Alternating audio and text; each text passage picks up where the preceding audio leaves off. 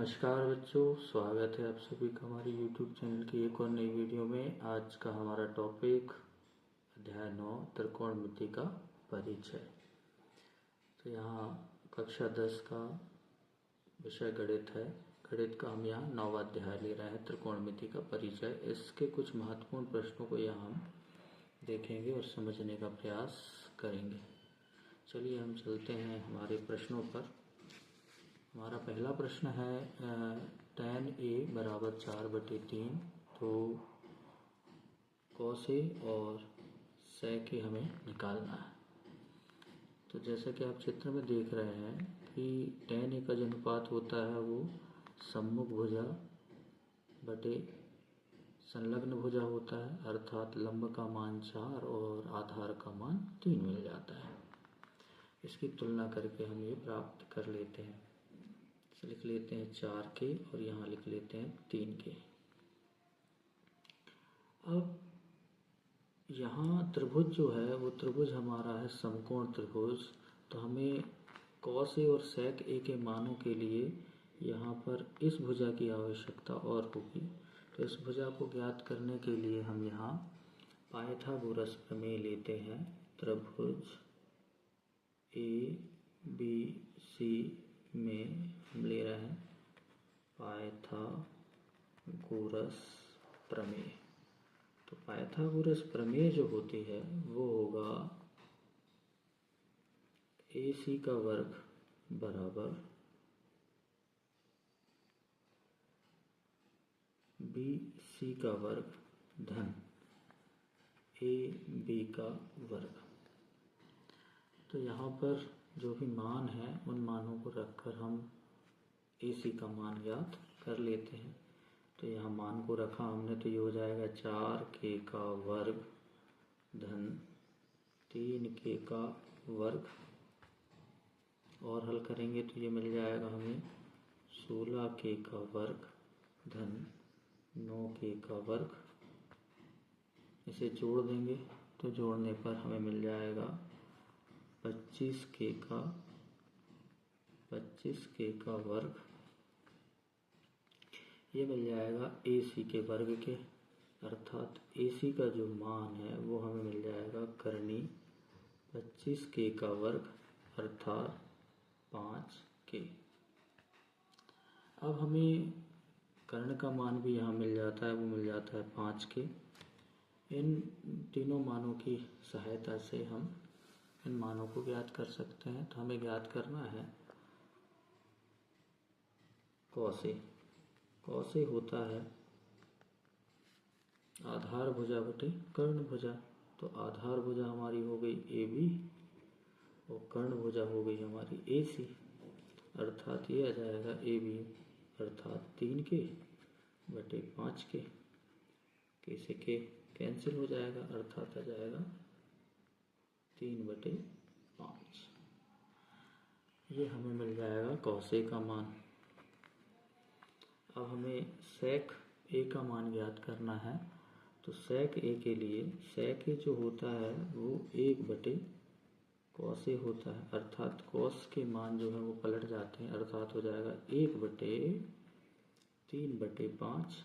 5 ऊपर चला जाएगा, अर्थात आ जाएगा 5/3। ये हमारा आंसर होगा। इस तरह हम दोनों आंसर्स को प्राप्त कर सकते हैं।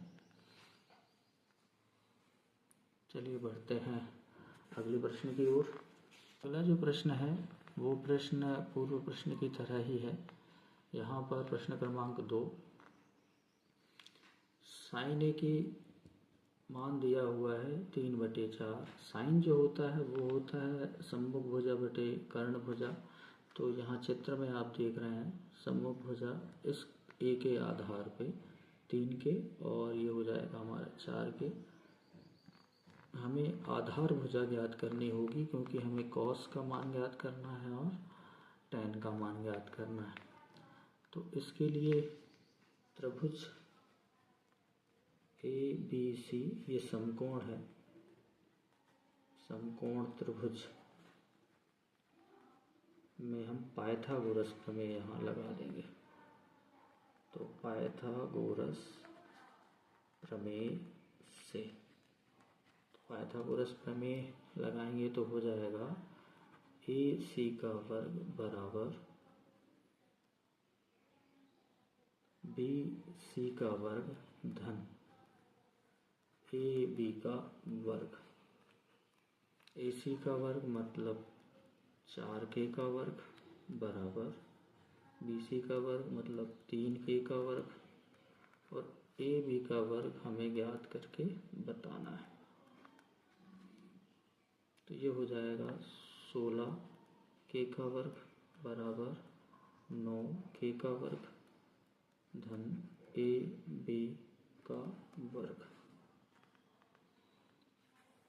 9K का पक्षांतर हम इस ओर करेंगे तो ये हो जाएगा 16K का वर्ग ऋण 9K का वर्ग बराबर AB का वर्ग।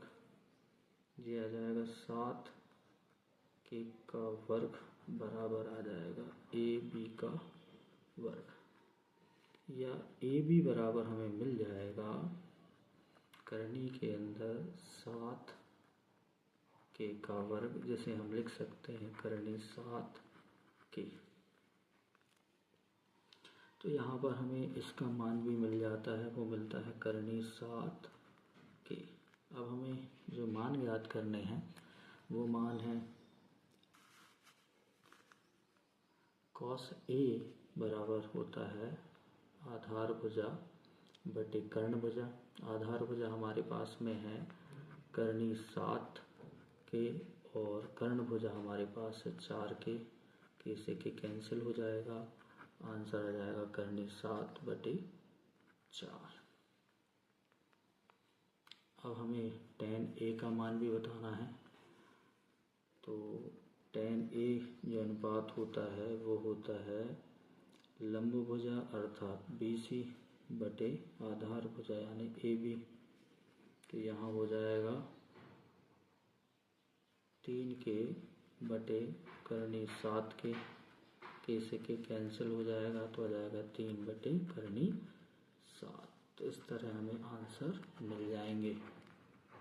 अगला जो प्रश्न है प्रश्न क्रमांक 3, वो है यदि 15 cot A बराबर 8 तो sin A और sec A का मान ज्ञात करके बताना है। तो यहाँ इसे हल करने के लिए सर्वप्रथम हम इसे थोड़ा सा हल करेंगे तो ये हमें मिल जाएगा 15 cot A बराबर 8, या जिसे हम लिख सकते हैं cot A बराबर 8 बटे 15।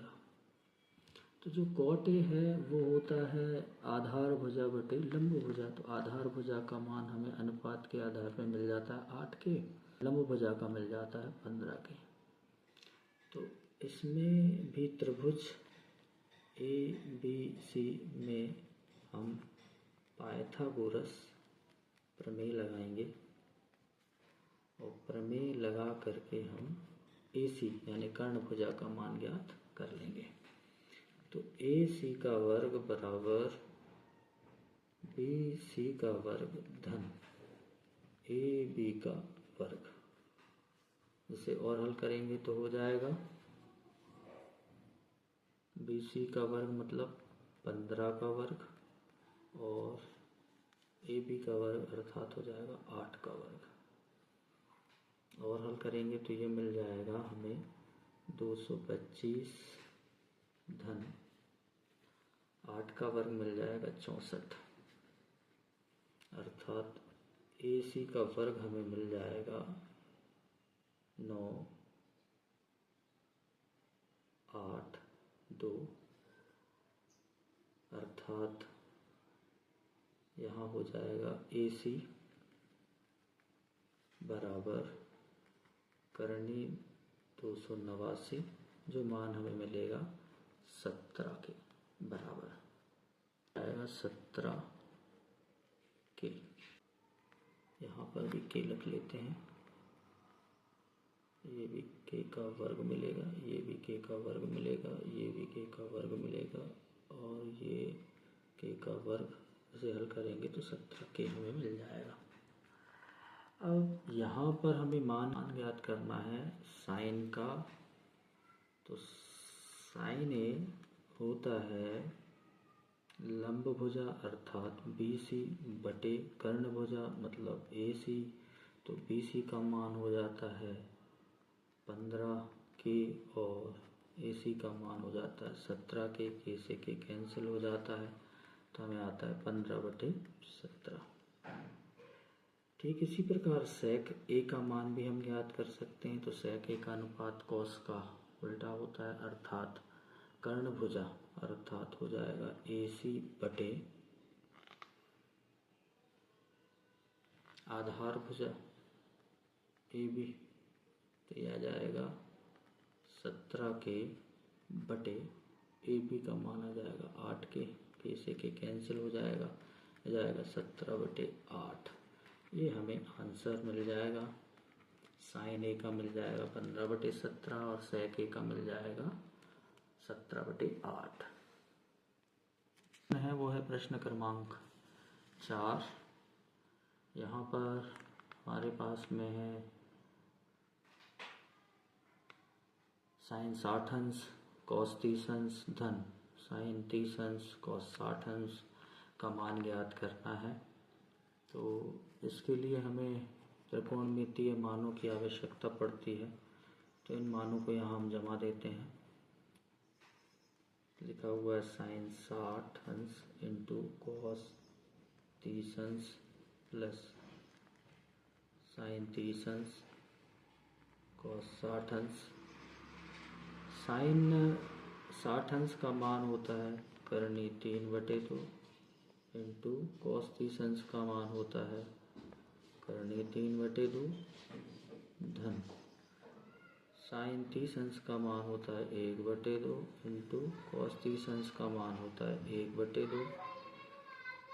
इसके बाद इसे और हल करेंगे तो ये करनी 3 से करनी 3 का गुणा होता है तो आता है 3, 2 से 2 का गुणा होता है तो 4 धन 1 से 1 का गुणा होता है 1, 2 से 2 का गुणा होता है तो 4।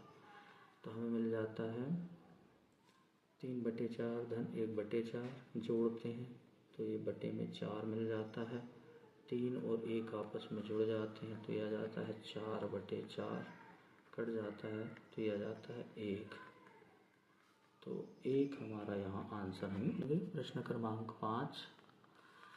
2 tan वर्ग 45 अंश धन cos वर्ग 30 अंश ऋण sin वर्ग 60 अंश। तो यहाँ पर इसे हल करने के लिए यहाँ पर हम लिख लेते हैं 2 tan का वर्ग 45 अंश धन cos का वर्ग 30 अंश माइनस sin का वर्ग 60 अंश।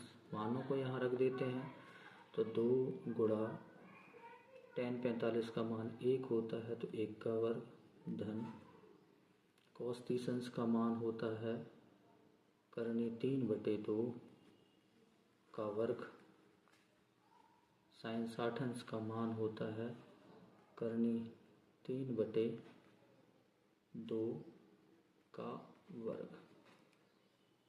इन मानों को हल करेंगे तो हमें आ जाएगा 2 से 1 का गुणा हो जाएगा 2 धन दिया जाएगा 3/4 ऋण ये भी आ जाएगा 3/4। इससे ये घट जाएगा कैंसिल हो जाएगा तो हमारे पास बचेगा 2। तो इसका जो मान है वो हमें मिल जाता है 2। ये हमारा आंसर हो जाएगा। अन्य अध्यायों के प्रश्नों को हल करने के लिए हम अगली वीडियो में मिलेंगे। तब तक के लिए धन्यवाद।